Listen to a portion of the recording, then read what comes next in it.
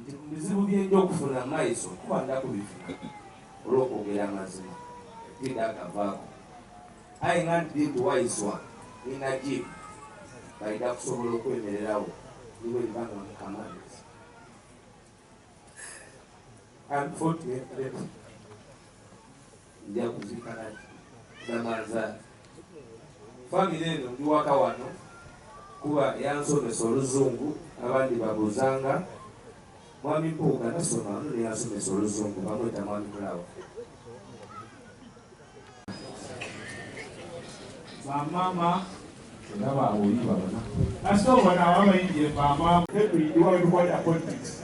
We know where to do politics from, We don't call it politics. and we shall do it from there. Very perfectly. Without intimidation, and we shall see who will be the winner.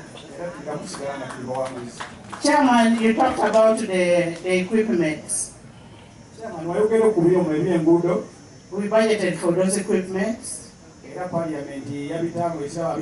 want, before I complete, I first want to give my sister to introduce herself. I speak my mind. Ate ku mulambo gwa muganda wange mbaire nina okwogera ekyo.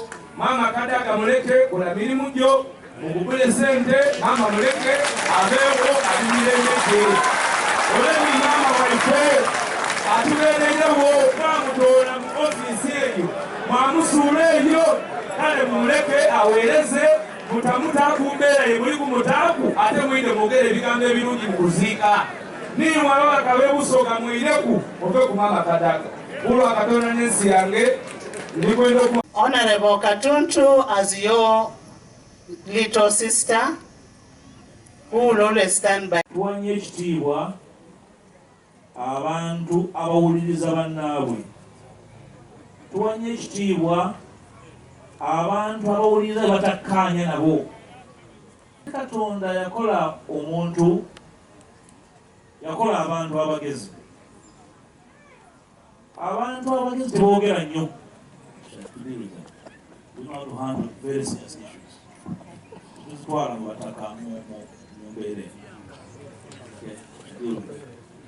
Waliwo ensonga lwaki olyawo abakulembeze ate n'abakulemberwa.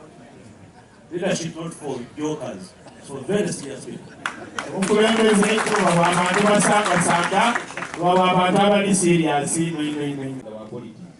ate nga nduluya mwava lwona lulungi mugala waife mu 2012 cheki batugumye ife waife ziramulekwa tituyida kulaadana etuli mu business administration tubayagana n'abaidalaka tugano obwo mwikirizo